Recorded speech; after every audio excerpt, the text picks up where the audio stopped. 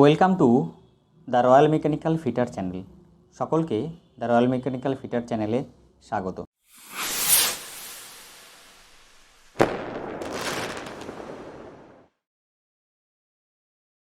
তোমরা যারা সেল ইস্কো বার্নপুর প্ল্যান্টের এসিটিটি ফিটার পদের জন্য প্রস্তুতি নিচ্ছ, তাদের জন্য আজকের এই আলোচ্য বিষয় খুবই গুরুত্বপূর্ণ।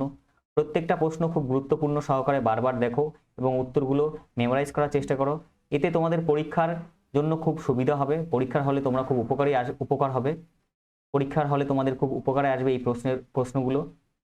কারণ এই মেটালটা হচ্ছে সব থেকে বড় চ্যাপ্টার, আর মেটালটা একবারে সব উত্তর হবে না প্রশ্নের, আমি দিয়ে তোমাদের সাহায্য করতে পারছি না। তোমরা যারা সেল ইস্কো বার্নপুর প্ল্যান্টের এসিটিটি ফিটার পদের জন্য প্রস্তুতি নিচ্ছ, তাদের জন্য আজকের এই আলোচ্য বিষয় খুবই গুরুত্বপূর্ণ। প্রত্যেকটা প্রশ্ন খুব গুরুত্বপূর্ণ সহকারে দেখো, বারবার ভিডিওটি দেখো এবং প্রশ্নের উত্তরগুলো মেমোরাইজ করার চেষ্টা করো। এর ফলে তোমাদের পরীক্ষার হলে তোমাদের অনেক উপকারে আসবে এবং তোমরা অতি সহজেই প্রশ্নের উত্তরগুলো দিতে পারবে। আর মেটালের উপরে খুব বেশি গুরুত্ব দাও, কারণ হচ্ছে ইস্কো বার্নপুর এই ধরনের স্টিল প্ল্যান্টে বিভিন্ন মেটাল তৈরি হয়, মেটালের জিনিসপত্র তৈরি হয়। তো সেই ক্ষেত্রে মেটাল থেকে প্রশ্ন আসারই সম্ভাবনা আছে, যেমন মেটালের ফিজিক্যাল প্রপার্টি, তার কম্পোজিশন, এইগুলো থেকে ফিজিক্যাল মেকানিক্যাল প্রপার্টি, কম্পোজিশন, এখান থেকে প্রশ্ন আসার সম্ভাবনা থাকে। আশা করছি খুবই উপকারে আসবে এই সেশন। আজকের বিষয় হলো মেটাল। চলো দেখি কি আছে। Name the property of metal which can be drawn into wire without rupture। শুধু এইটুকু দেখলেই প্রশ্নের উত্তর পাওয়া যায়, drawn into wire, তাহলে হবে কি ductility. Name the property of metal to resist the effect tensile force without rupture। যদি টেনসাইল ফোর্স থাকে তাহলে টেনিসিটি, টেনসাইল ফোর্স টেনিসিটি, এটাই এই ওয়ার্ডগুলো মনে রাখলেই হবে। Number 3, name the property of metal that withstand shock or impact. কি করে শক অ্যান্ড ইম্প্যাক্ট, সেটা কি? উত্তর হয়ে যাবে আমাদের toughness. Number 4, which one of the following mechanical properties enables a metal to be made into thin sheet. Answer malleability. তাহলে thin শিটে পরিণত করে, মেড ইনটু থিন শিট, এই থিন শিটে পরিণত করলে এটাকে কি বলা হয়? মেলেবিলিটি। দেখো এই প্রশ্নটা এনসিবিটি 2015-16 দুটোতে এসছে, আর আমি বারবার বলেছি নিমি প্যাটার্নের প্রশ্ন হবে, কেননা ডিএসপিতেও নিমির প্যাটার্নের প্রশ্ন হয়েছে। আমি বলছি না বলবীর সিং মানে এশিয়ানের বই পড়বে না, কিন্তু নিমি প্যাটার্নের প্রশ্নের উপর জোর দাও, কারণ আমার আইডিয়া যেটা নিমি প্যাটার্নের প্রশ্নই হওয়ার সম্ভাবনা বেশি। Next, the property of material which allow the metal to be drawn into wire is known as. আমরা আগেও পড়েছি, প্রথম নাম্বার প্রশ্নটা দেখো, সেটাও ড্রন ইনটু ওয়্যার, সেটাও এই প্রশ্নটাও 2015, 16, 17, 18, 19 এই ধরনের প্রশ্ন খুব আসে। এখান থেকেই মেকানিক্যাল প্রপার্টি, ফিজিক্যাল প্রপার্টি, এখান থেকে প্রশ্ন পাচ্ছই দুটো। তো উত্তর হয়ে যাবে answer ductility. Number 6, which property of metal is called mechanical property. NCVT 2015-তে এসেছিল। Answer tenacity. নিচের মধ্যে একমাত্র মেকানিক্যাল প্রপার্টি হিসেবে কোনটিকে চিহ্নিত করা আছে? এটা হচ্ছে টেনিসিটি। স্পেসিফিক গ্র্যাভিটি নয়, ফিজিবিলিটি নয়, কন্ডাক্টিভিটি নয়। তাহলে মেকানিক্যাল প্রপার্টি নিচের মধ্যে কোনটা? সেটা হচ্ছে tenacity. Number 7, which equipment is use to determine the specific gravity of substance. তাহলে specific gravity of substance determine করার জন্য কোন যন্ত্র ব্যবহার করা হয়? Answer Nicholson hydrometer. Answer Nicholson's hydrometer. Number 8, which type of brick is used in building furnace. NCVT 2015। Answer fire clay brick. তাহলে which type of brick is used building ফার্নেসেস fire clay brick.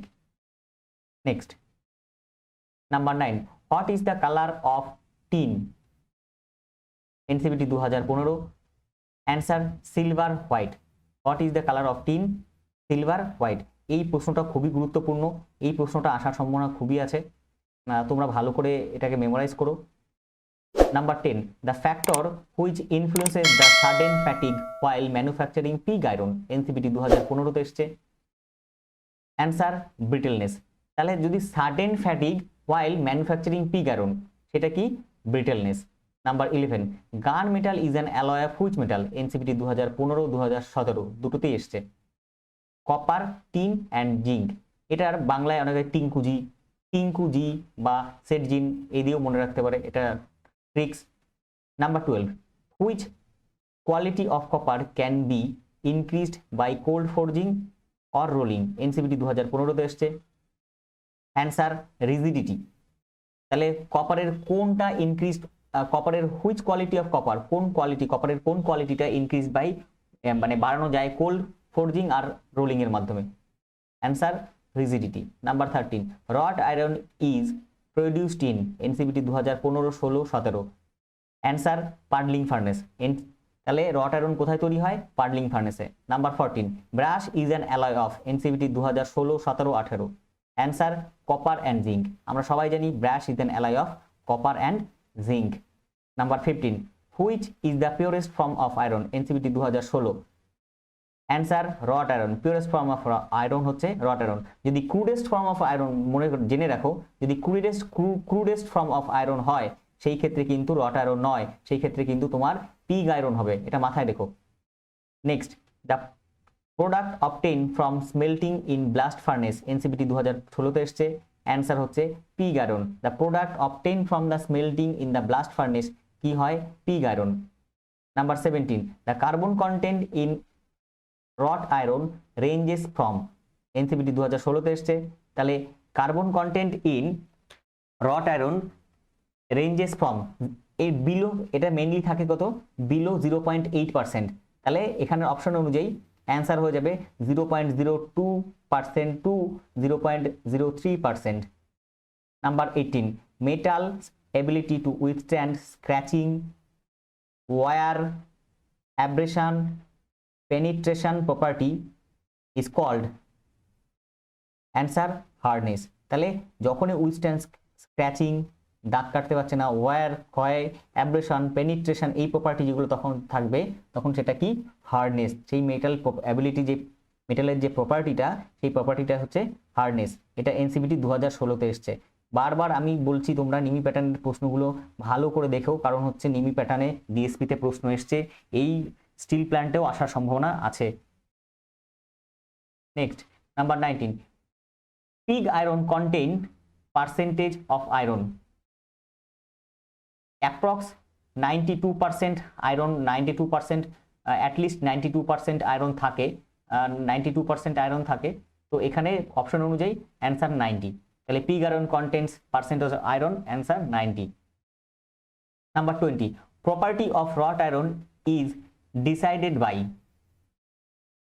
Answer carbon and manganese. Properties of wrought iron, wrought আয়রনের প্রপার্টিজটা কি দিয়ে decide করা হয়? Carbon and manganese. Number 21, as compare to iron aluminium has? Iron as compare to iron aluminium has, answer higher tendency to oxidise. তাহলে iron অনুযায়ী, আয়রনের সাথে তুলনা করে অ্যালুমিনিয়ামের কি আছে? Higher tendency to oxidize. Number 22, which of the following material has maximum ductility?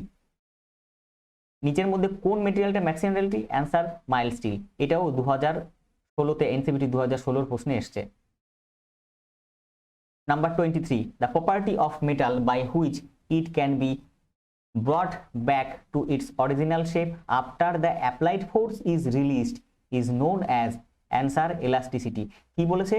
the property of metal by it can be brought back, মানে কোনো একটা মেটালের আমি কি করলাম, এই স্প্রিং এর মতো একটা জিনিসটাকে বা এটাকে যদি আমি একটা গার্ডার, এই গার্ডারটাকে টানলাম, আবার আগের জায়গায় ফিরে এলো, সেই এই গার্ডারটাকে টানলাম, সে আবার আগের জায়গায় ফিরে এলো, এই যে প্রপার্টিটা, এই প্রপার্টিটা কি বলা হয়?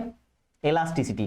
তাহলে মাথায় রাখবে, যদি রিটেইন থাকে, কোনো অপশনে যদি লেখা থাকে যে রিটেইন, RETAIN, রিটেইন মানে হচ্ছে প্লাস্টিসিটি, আর রিগেইন যদি কোনো এরকম অপশনে থাকে আর সেখানে যদি ইলাস্টিসিটি থাকে, তাহলে সেটা অবশ্যই ইলাস্টিসিটি করবে, কোনো কিছু ভাবতে হবে না, উত্তর অবশ্যই রাইট হবে। দুটো জিনিস মনে রাখবে, একটা রিটেইন আর একটা হচ্ছে রিগেইন। রিটেইন থাকলে প্লাস্টিসিটি আর রিগেইন মানে হলো হচ্ছে কি? Elasticity. Number 24, which of the following is a non ferrous cutting tool material? নিচের মধ্যে কোনটা non ferrous cutting tool material? Answer carbide. Number 25, stress is defined as the ratio of? stress is defined as the ratio of? answer force per area, মানে force by area. Stress is defined as the ratio of force by area. আশা করি তোমরা আজকের এই আলোচ্য বিষয়গুলো তোমরা বুঝতে পেরেছো।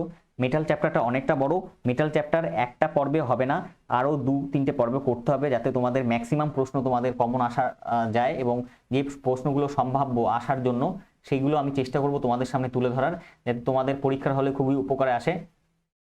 আর যারা যারা আমার চ্যানেল এখনো সাবস্ক্রাইব করোনি, সাবস্ক্রাইব করো এবং বন্ধুদের সাথে শেয়ার করো।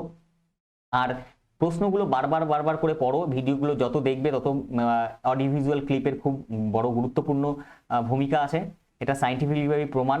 তো বারবার এই জিনিসগুলোকে দেখো, তাহলে বেশি মেমোরাইজ হবে এবং এর ফলে তোমাদের পরীক্ষা হলে অনেক সুবিধা হবে। দেখা হচ্ছে পরবর্তী পর্বে। সুস্থ থেকো, ভালো থেকো।